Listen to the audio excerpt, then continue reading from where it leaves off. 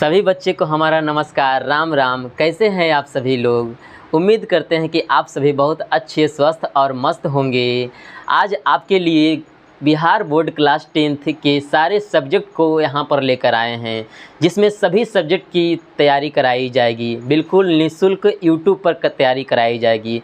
Test की भी व्यवस्था यहाँ पर है। तो यहाँ पर आज के क्लास में हम जानेंगे कि पूरे सिलेबस के बारे में डिस्कस करेंगे कि क्लास 10th में आखिर सिलेबस क्या है पढ़ने को। कहा जाता है ना कि युद्ध में उतरने से पहले हमारा लक्ष्य का होना बहुत ज़रूरी है। जब तक लक्ष्य नहीं होगी तब तक हमें युद्ध में जीत नहीं मिलेगी। युद्ध में यदि जीत लेना है, अच्छे से अच्छे नंबर लाना है, बिहार बोर्ड 2027 में अच्छे से अच्छे नंबर लाना है, तो हमें किसी लक्ष्य की प्राप्ति के लिए हमें अच्छे लक्ष्य को बारे में पहले जानना पड़ेगा, है ना। तो आइए पहले लक्ष्य के बारे में जानते हैं कि क्या है हमारा लक्ष्य। तो हमारा लक्ष्य है सिलेबस। क्या है? सिलेबस।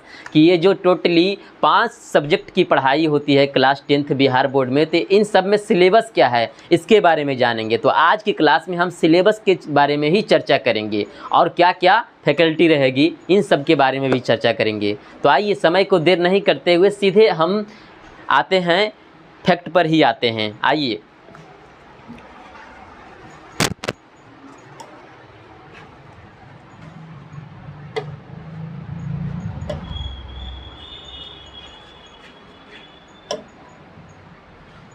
यहाँ पर है, आप लोगों के लिए लेकर आए हैं ब्रह्मास्त्र बैच। कैसा बैच है? ब्रह्मास्त्र बैच, जो कि 2027 एग्ज़ाम के लिए है।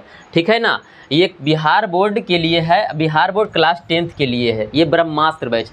एक प्रकार से अच्छे मार्क्स दिलाने वाला ये बैच है ना। जो कि आप लोगों को एक दायरे में रख करके, आप लोगों को एक सुव्यवस्थित ढंग से रख करके तैयारी कराया जाएगा। बशर्ते आप लोग का बस एक दायित्व बनता है, आप इस क्लास में बने रहिए और क्लास को पूरी तरह से एंजॉय कीजिए पूरे 1 साल तक। ठीक है, पूरे तरह से समझ में आएगा, जीरो से हीरो लेवल तक इसमें बताया जाएगा। ठीक है। तो आइए पहले यहाँ पर समझते हैं फैकल्टी क्या रहेगी। तो फैकल्टी के बारे में हम आपको बता दें कि इसमें क्या रखेंगे। फैकल्टी के बारे में, फैकल्टी आपका ये रहेगी कि इसमें सभी विषयों की पढ़ाई की जाएगी, सभी विषयों की तैयारी यहाँ पर कराया जाएगा। ठीक है, हम ही सभी विषयों की तैयारी करवाएंगे, जिसमें से मैथ की और साइंस की, सोशल साइंस की, हिंदी, इंग्लिश और संस्कृत, सभी की इसमें तैयारी कराई जाएगी। ठीक है, यूट्यूब पर ही तैयारी कराया जाएगा। ठीक है, आप लोग क्लास को अटेंड कीजिएगा। फिर आगे चैप्टर वाइज टेस्ट की भी व्यवस्था होगी। तो चैप्टर वाइज टेस्ट के लिए आप लोग को PDF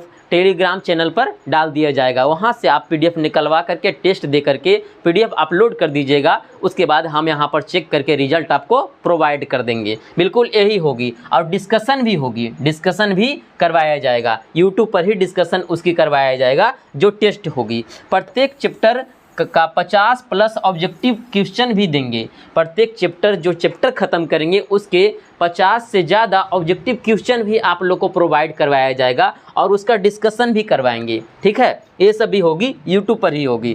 क्लास मटेरियल की व्यवस्था होगी, यानी कि जो क्लास में पढ़ाया जाएगा क्लास वाले बोर्ड की, उसी का मटेरियल आप लोग को निकलवा करके आप लोग को दिया जाएगा PDF के रूप में। ठीक है, टेलीग्राम चैनल पर ये सब पर मिल जाएगी। तो आप लोग इस क्लास में बने रहिएगा। फिर है यूट्यूब पर फ्री क्लास की व्यवस्था होगी। यूट्यूब पर संपूर्ण क्लास मुफ्त में होगी। बस आप लोग हमेशा की तरह यहाँ पर भी बने रहिएगा। ठीक है, देखिए इसमें से सबसे पहले हम सिलेबस के बारे में जानें, तो पहले मैथ के सिलेबस के बारे में जानें, है ना। मैथ को कहा जाता है कि हम लोग आम बोलचाल के भाषा में भी समझते हैं कि मैथ में माथा लगाना पड़ता है। क्या लगाना पड़ता है? माथा। तो ये माथा कैसे लगाएंगे, कैसे सही तरीक़ा से माथा लगाएंगे, इसी के बारे में पूरी तरह से जानेंगे। उनसे पहले हम सिलेबस के बारे में जानते हैं। ठीक है, तो मैथ सिलेबस के पूरा विवरण के बारे में यदि जानेंगे तो देखते हैं क्या है मैथ का सिलेबस क्या कहता है। इसमें कहता है कि ऑब्जेक्टिव 50 नंबर का रहती है। ऑब्जेक्टिव कितनी रहती है? 50 नंबर का पूछी जाती है। और सब्जेक्टिव भी कितने नंबर का पूछी जाती है? 50 नंबर की पूछी जाती है। ठीक है, और इस सब्जेक्टिव में लघु उत्तरीय प्रश्न और दीर्घ उत्तरीय प्रश्न पूछा जाता है। लघु उत्तरीय प्रश्न की संख्या 30 रहती है, 30 में से जवाब देना रहता है 15 का। कितना जवाब देना रहता है? 15 का जवाब देना रहता है। अब प्रत्येक सवाल ये 2 नंबर की होती है, जिसमें से 30 नंबर आती है। कितनी नंबर आती है?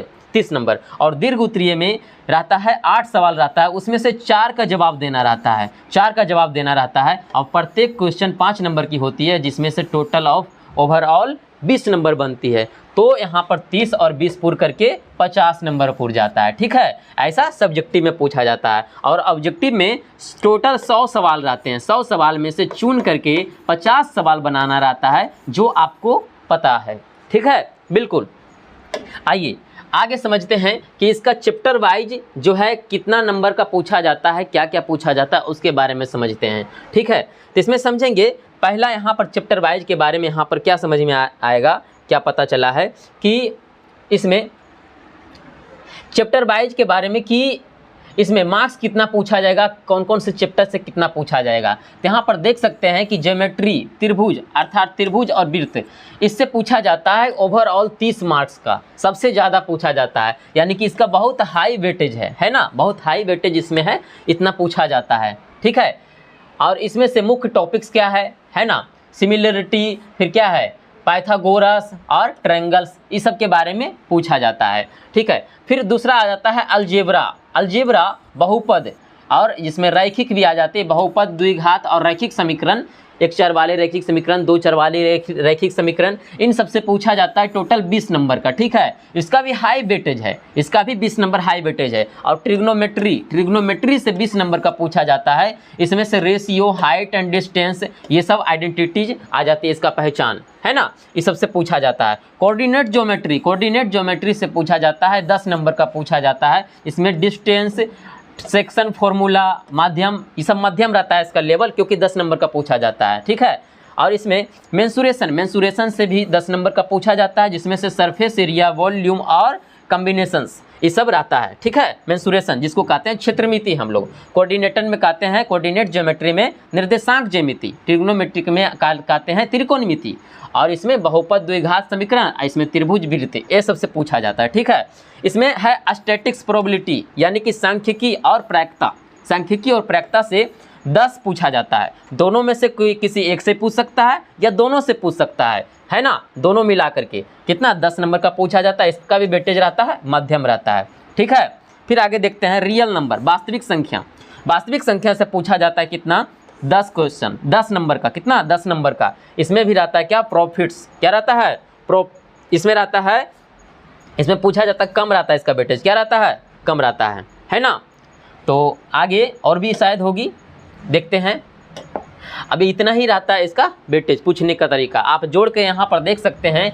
30 नंबर, 20 20 40, 40 और 30 कितना हो जाता है, 70, 10 80 90 100, है ना। इस सब मतलब कि सब मिला करके आगे पीछे यही रहता है नंबर, टोटल इतना पूछा जाता है, टोटल 100 मार्क्स का, कितना 100 मार्क्स का। आप सभी को पता चला होगा कि टॉपिक वाइज, चैप्टर वाइज से कैसा सवाल पूछा जाता है, कितना पूछा जाता है ना।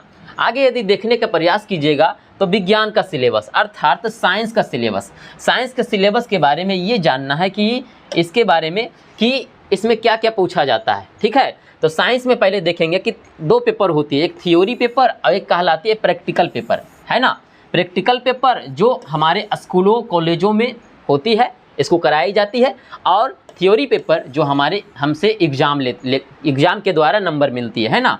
जिसमें से थियोरी पेपर में यदि देखा जाए, सबसे पहले प्रैक्टिकल पेपर में देख लेते हैं। प्रैक्टिकल पेपर टोटल 20 मार्क्स का होती है ना, जो स्कूलों से मिलती है या कॉलेजों से मिलती है, ये प्रैक्टिकल पेपर में मार्क्स से मिलती है। आधार पर वहाँ पर प्रैक्टिकल लिया जाता है, उसके बाद फिर वहाँ से मार्क्स मतलब गेन किया जाता है, प्राप्त किया जाता है। वहाँ पर मुख्य रूप से यानी कि 15 से प्लस ही मिल जाता है सबका मार्क्स, है ना, इससे प्लस ही मिल जाता है, ऐसा देखा जाता है। कॉलेज पर भी निर्भर करता है कितना मार्क्स बनता है, कितना मिलता है।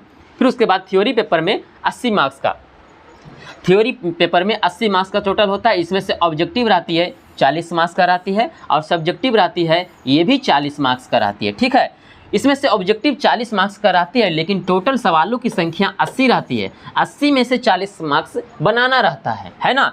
आप लोग का वेटेज काफ़ी ज़्यादा है, 50-50 का है। जो जानते हैं वो बनाइए, जो नहीं जानते छोड़ दीजिए, है ना। कितना आसान आप लोगों के लिए है। देखिए तो 80 सवाल में से 40 ही बनाना है और 40 गो आपको रंगना है। कहीं पर आप रंगिए, 1 से 80 के बीच में 40 गो आप कहीं भी रंग दीजिए, 40 ही रंगिए, ठीक है। सही सही देख करके रंग लेना है। तो ये सब हम ऑब्जेक्टिव करवाएंगे, तो वहाँ पर काफ़ी हद तक आप लोग को वहाँ रिवीजन हो जाएगा और वही सब सवाल आ जाएगा एग्जाम में भी। देखिएगा आगे सब्जेक्टिव में बताएंगे। सब्जेक्टिव में टोटल 40 नंबर का होती है ना। इसमें से लघु उत्तरीय प्रश्न और दीर्घ उत्तरीय प्रश्न, 2 प्रकार के प्रश्न आते हैं। इसमें लघु उत्तरीय प्रश्न रहते हैं, लघु उत्तरीय प्रश्न रहते हैं जिसमें 10 प्रश्न रहते हैं। कितने रहते हैं? 10 प्रश्न। प्रत्येक प्रश्न 2 नंबर का रहते हैं, 10 दूनी 20। यानी कि इसमें 3 सब्जेक्ट मिला करके फिजिक्स, केमिस्ट्री, बायोलॉजी यानी कि भौतिकी, रसायन और जीव विज्ञान, इन तीनों मिला करके टोटल सवालों की संख्या 10 और प्रत्येक सवाल 2 नंबर का, 10 दूनी 20 नंबर इधर बनता है। फिर दीर्घ उत्तरीय प्रश्न में देखेंगे कि टोटल सवालों की संख्या कितनी है। सवालों की संख्या 4 रहेगी। कितनी रहेगी? 4 रहेगी। और प्रत्येक कितना रहेगी? प्रत्येक सवाल में नंबर कितनी मिलेगी? 5 मिलेगी। या तो प्रत्येक सवाल में 4 ही नंबर मिलेगी या सवालों की संख्या 5 रह सकती है, ठीक है। ऐसे आगे पीछे हो सकता है, ठीक है। टोटल 20 नंबर का ये बन जाता है। तो ये हमारा पूरा साइंस का सिलेबस कंप्लीट हुआ है ना। अभी साइंस में और भी बाकी है कि किससे किससे क्या पूछा जाता है। तो देखते हैं पहले भौतिकी से, है ना। देखिए भौतिकी से आपको पता होगा कि यहाँ पर देखते हैं कि इससे क्या क्या क्वेश्चन बनती है। तो भौतिकी से यहाँ पर पता चल रहा है कि भौतिकी अर्थात इससे लगभग 25 से 27 अंक का क्वेश्चन बन जाते हैं भौतिकी से।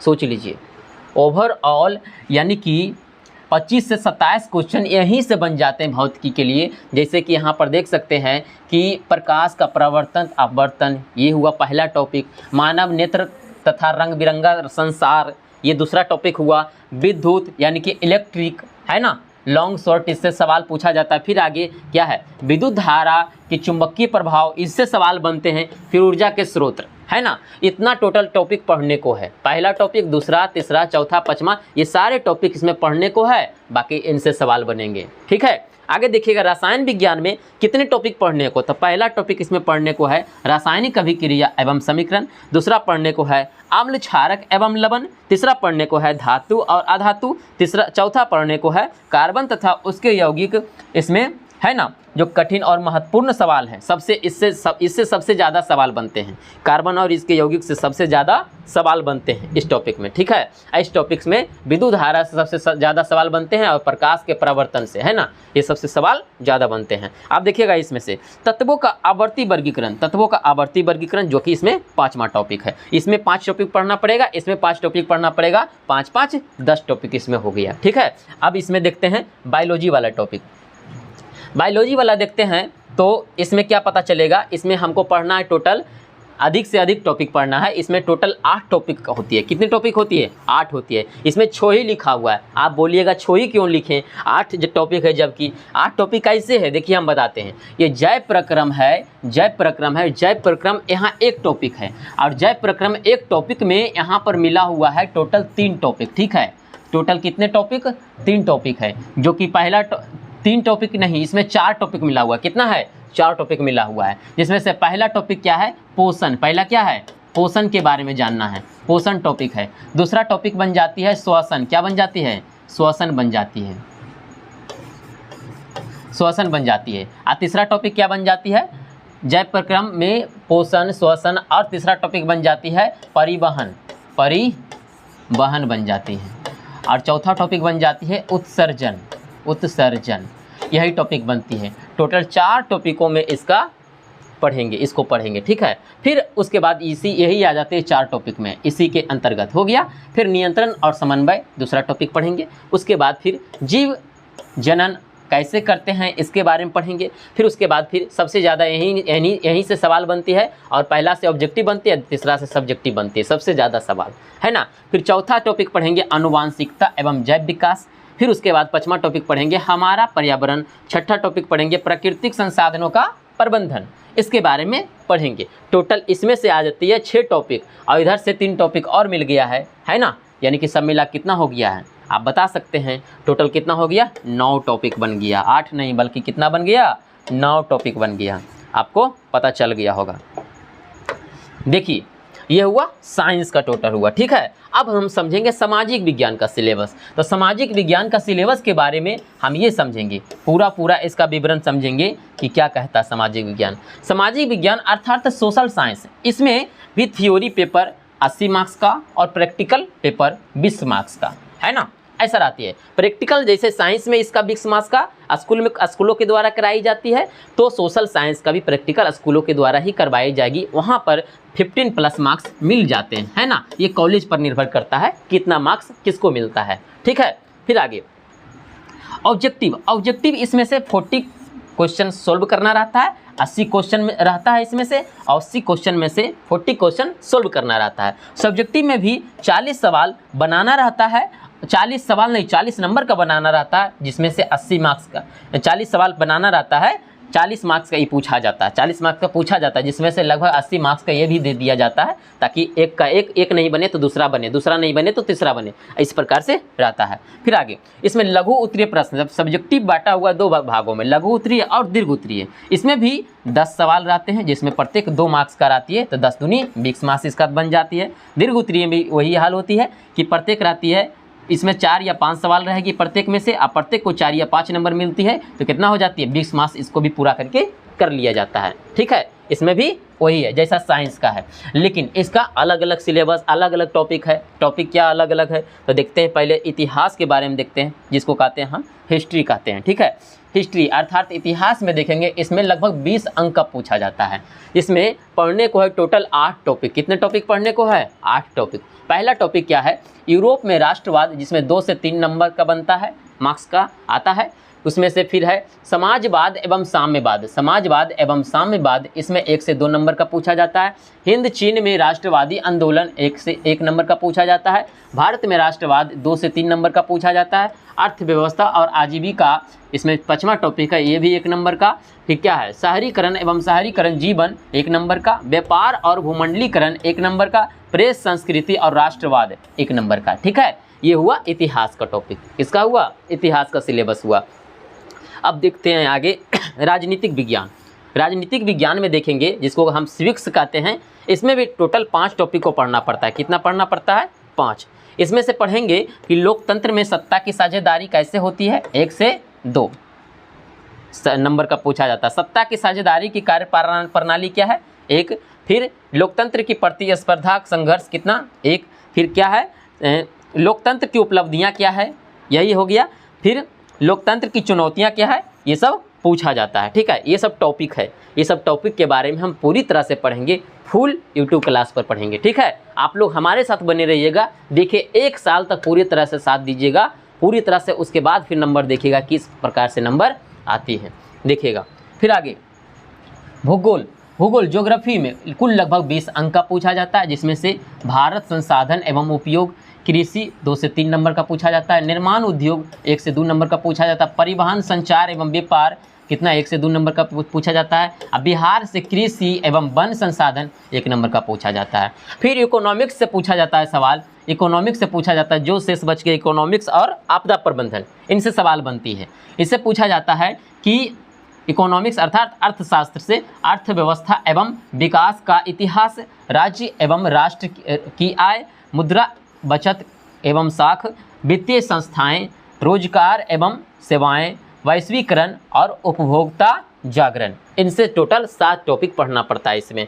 फिर है आपदा प्रबंधन, इनसे भी सवाल बन जाते हैं। टोटल 1 से 2 नंबर का पूछ देते हैं। ठीक है, 1 या 2 सवाल इससे भी आ ही जाते हैं लगभग में। तो आपदा और आपदा प्रबंधन, प्राकृतिक आपदाएं और आपदा की बचाव, आपदा से बचाव। जैसे आपदा प्रबंधन, आपदा आप पढ़े होंगे, जैसे कि तड़ित आता है, भूकंप आती है, बाढ़ आती है, ये सब हमारे क्षेत्रों में आने वाला आपदाएं हैं। इन सब से बचाव हम कैसे करेंगे, किस प्रकार से, कौन कौन से आपदा है, उन सब के बारे में इसी में पढ़ना पड़ता है, जिसमें से 3 चैप्टर है। तीनों चैप्टर में से सवाल पूछ देते हैं। ठीक है, पूछ दिए जाते हैं। तो देखिए यहाँ तक हो गया। अब समझते हैं हिंदी का सिलेबस। किसका? हिंदी का। हिंदी का देखेंगे कि हिंदी में क्या है? हिंदी में है कि इसमें ऑब्जेक्टिव 50 नंबर का और सब्जेक्टिव भी 50 नंबर का। ठीक है, ऐसा पूछा जाता है। ऑब्जेक्टिव 50 नंबर में जो पूछा जाता है, ऑब्जेक्टिव 50 नंबर में क्या पूछा जाता है, जो देखिएगा। ऑब्जेक्टिव 50 नंबर में पूछा जाता है, इसमें 100 क्वेश्चन रहते हैं टोटल। 100 क्वेश्चन में से 50 क्वेश्चन का जवाब देना रहता है, ठीक है। 50 क्वेश्चन का जवाब देना रहता है आउट ऑफ 100 क्वेश्चन, ठीक है। इस प्रकार से इसका जवाब देना रहता है। तो किसी प्रकार से आप देखिए और उसको हल कर दीजिए। उसके बाद फिर सब्जेक्टिव से पूछा जाता है टोटल कितना, 50 नंबर का, है ना। जिसमें से कौन कौन सा पूछा जाता है, तो अपठित गद्यांश रहती है जो कि 20 अंक का पूछा जाता है। रचना, निबंध, पत्र, संवाद, है ना, ये सब पूछा जाता है। ये भी 15 अंक का पूछ दिया जाता है। निबंध, पत्र लिखने के लिए, संवाद के लिए, इन सब में से तीनों में से एक या फिर तीनों पूछ दिया जाता है तो 15 अंक का हो जाता है। व्याकरण पूछ देता है 15 अंक का, ठीक है। गद्य, पद, गोधूली, इसको भी 20 अंक का पूछ दिया जाता है। तो हम व्याकरण भी यहाँ पर बताएंगे, ठीक है। व्याकरण भी हम यहाँ पर बताएंगे, सारे सब के बारे में बताएंगे, हर एक टॉपिक के बारे में बताएंगे। फिर पद पाठ पूछ दिया जाता है जिसको कहते हैं पोइट्री, है ना, इसको पूछ दिया जाता है 20 अंक का। फिर पूछ दिया जाता है पूरक पुस्तक जिसको कहते हैं हम सप्लीमेंट्री, ठीक है, इसको पूछ दिया जाता है। जैसे मगम्मा वाला एक बुक है वो जिसको कहते हैं पूरक पुस्तक सप्लीमेंट्री, इससे 10 अंक का पूछ दिया जाता है। कुल मिलाकर के 100 अंक इसमें भी बन जाती है। ये पूरा हिंदी का सिलेबस हुआ। अब देखेंगे कौन कौन से टॉपिक से कौन कौन से यहाँ पर टॉपिक पढ़ने को मिलती है, कौन कौन से चैप्टर में। तो देखेंगे गद्य पद में, गद्य पद कहानियाँ जिसमें 20 अंक बनती है ना। इसमें देखिएगा कि श्रम विभाजन और जाति प्रथा, श्रम विभाजन और जाति प्रथा, इससे पूछा जाता है 20 के दांत। फिर भारत से हम क्या सीखें, नाखून क्यों बढ़ते हैं, नागरी लिपि, बहादुर, परंपरा का मूल्यांकन, जीत में निरखत हूँ, अभिनयो, मछली, नौवत खानों में इबादत, फिर है शिक्षा और संस्कृति। इनसे टोटल 12 चैप्टर पढ़ने को मिलता है, ठीक है। फिर पूरक पुस्तक जिसको हम सप्लीमेंट्री जानते थे वो कौन सा है, जैसे दही वाली मगम्मा, दूसरा ढाते विश्वास, तीसरा माँ, चौथा नगर, उसके नगर एक तमिल कहानी है। इस प्रकार से ऐसा कहानी सभी जगह के कहानी है, जैसे कन्नड़ कहानी, उड़िया कहानी, गुजराती कहानी, उड़ीसा का कहानी, गुजराती कहानी, तमिल कहानी, राजस्थानी कहानी, सभी एक कहानियाँ, ठीक है। जिससे पूछते धरती कब तक घूमेगी। पद खंड कविता जो कि 20 अंक का पूछता है। इसमें से राम बिन बिरथे जागी जन्मा, है ना। फिर है दूसरा प्रेम अनी श्री राधिका। फिर क्या है, अति सुधो स्नेहा का मार्ग है। फिर स्वदेशी से पूछ दिया जाता है, ये भी कविता के रूप में है। तो ऐसा टोटल यहाँ पर पूछा जाता है टॉपिक वाइज, ठीक है। तो इतना पता चल गया होगा। अब देखिएगा व्याकरण में क्या क्या यहाँ पर पढ़ने को मिलता है। व्याकरण में मिलता है संज्ञा, सर्वनाम, विशेषण, कारक, वाच्य और मुहावरे, लोकोक्तियाँ पूछा जाता है, ठीक है। और वाक्य शुद्धि, ये सब व्याकरण का भाग रहता है, ठीक है। इतना टोटल 7 टॉपिक पढ़ने को है। आप 7 पढ़ लीजिएगा तो अच्छा यहाँ पर 15 मार्क्स टोटल गेन कर सकते हैं, ठीक है। टोटल 15 मार्क्स गेन आप कर सकते हैं व्याकरण में इसको पढ़ने के बाद, ठीक है। तो आप ध्यान में इसको दीजिएगा, 15 मार्क्स इसमें हासिल हो सकती है। अब देखिए इंग्लिश में क्या है, इंग्लिश में क्या पूछा जाता है। इंग्लिश में है टोटल ऑब्जेक्टिव और सब्जेक्टिव, जो कि इंग्लिश पेपर का मार्क्स हमारे मार्क्स में नहीं जुड़ती है। ये नीचे रहती है मार्क्स लिखा हुआ, लेकिन ये जुड़ती नहीं है इसे पास होने या फेल होने से। लेकिन फिर भी इसमें जो अच्छा मार्क्स लाता है आगे चल के उसके लिए बहुत अच्छा मतलब कि रहता है, ठीक है। किसी प्रकार से फॉर्म वगैरह भरने में ये सब में बहुत अच्छा बेनिफिट उसको रहता है। तो इंग्लिश में कितना 50 मार्क्स ऑब्जेक्टिव और 50 मार्क्स सब्जेक्टिव, इसमें भी पढ़िएगा, अच्छा से अच्छा मार्क्स आएगा, है ना। देखिएगा आगे सब्जेक्टिव भाग में देखेंगे कि यहाँ पर कितने अंक का पूछा जाता है, देखिएगा, है ना। उसी प्रकार से यहाँ पर देख सकते हैं रीडिंग यानी कि पूछा जाता है, जिसको हम पैसेज के रूप में जानते हैं। पैसेज टोटल 20 नंबर का पूछा जाता है। राइटिंग पूछा जाता है, राइटिंग लिखने के लिए, है ना, इसमें पूछा जाता है कितना 15 नंबर का पूछा जाता है। ग्रामर 15 नंबर का, प्रोज कितना 20 नंबर का पूछा जाता है ना, 20 नंबर का पूछा जाता है। पोइट्री कितना 15 नंबर का पूछा जाता है। सप्लीमेंट्री 15 नंबर का पूछा जाता है। टोटल इसमें भी 100 मार्क्स का पूछा जाता है। इसका चैप्टर क्या पढ़ने को है तो आप चैप्टर भी यहाँ पर देख सकते हैं। चैप्टर क्या है, चैप्टर है यहाँ पर देख सकते हैं ना। तो यहाँ पर एक चैप्टर है जिसमें गद्य प्रोज के बारे में क्या है, इसमें पहला दूसरा टोटल मिला के 7 चैप्टर है ना। इन 7 चैप्टर के बारे में इसमें पढ़ना है। फिर क्या है पोइट्री में भी आप देख सकते हैं टोटल 5 चैप्टर है ना। इस 5 चैप्टर के बारे में आपको जानना होगा तो पूरी तरह से इसमें मार्क्स आएंगे। फिर देखिए सप्लीमेंट्री में भी 5 चैप्टर है, यानी कि 5 5 10 और 7 17, इसमें भी 17 चैप्टर टोटल इंग्लिश में पूछे जाते हैं है ना। फिर उसके बाद फिर ग्रामर का भी आ जाते हैं। कौन कौन आ जाते हैं? Noun, pronoun, verb, adjective, adverb, preposition और कंजक्शन है ना, ये सब से आते हैं। फिर उसके बाद फिर आते हैं tense, voice, adjective voice, active voice, passive voice, narration, direct speech है ना, इनडायरेक्ट स्पीच है। फिर उसके बाद आर्टिकल पूछा जाता है ना, प्रीपोजिशन पूछा जाता है, डिग्री एडजेक्टिव पूछा जाता है, positive degree, comparative degree, superlative degree, फिर क्या है सेंटेंस करेक्शन, इतना पूछा जाता है। ठीक है, ग्रामर से रहता है इंग्लिश का।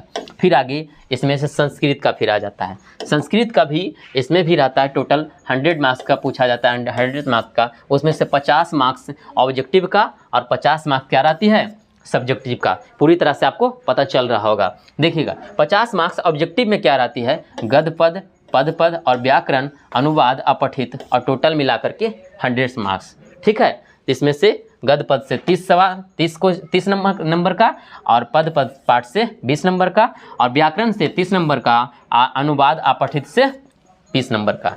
इस प्रकार से पूछा जाता है। ठीक है,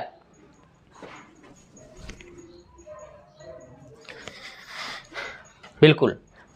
अब देखिएगा इधर सब्जेक्टिव से टोटल 50 नंबर का, जो कि यहाँ पर अभी दिखा दिए थे। इसका भी चैप्टर क्या है, तो चैप्टर इसका भी है, पहला मंगलम है, नीति श्लोका है ना। उसी प्रकार से टोटल चैप्टरों की संख्या 6 है। पद पाठ में भी चैप्टरों की संख्या टोटल 4 है। व्याकरण में भी चैप्टरों की संख्या संधि, समास, कारक, विभक्ति, धातु रूप, शब्द रूप और अनुवाद, ये सब मिलाकर के टोटल इसमें भी 7 चैप्टर है। ठीक है, तो इस प्रकार से हमारा पूरे 10th का सभी सब्जेक्ट का यहाँ पर कंप्लीट सिलेबस यहाँ पर तैयार आपके सामने हो गया। अब क्लास की शुरुआत है, तो क्लास की शुरुआत हम पहले साइंस से करेंगे। ठीक है, साइंस से करेंगे, फिर धीरे धीरे मैथ, उसके बाद फिर हिंदी, सोशल साइंस, इसी प्रकार से सारे सब्जेक्ट का हम धीरे धीरे यहाँ पर तैयारी करते चले जाएंगे। ठीक है, तो आप लोग इस वीडियो में बने रहें, उसके लिए बहुत बहुत धन्यवाद आप सभी को। और यदि आप इस चैनल पर नए हैं तो जा कर के सब्सक्राइब कर लीजिए, ताकि प्रतिदिन आपको ऐसे वीडियो देखने को मिले, और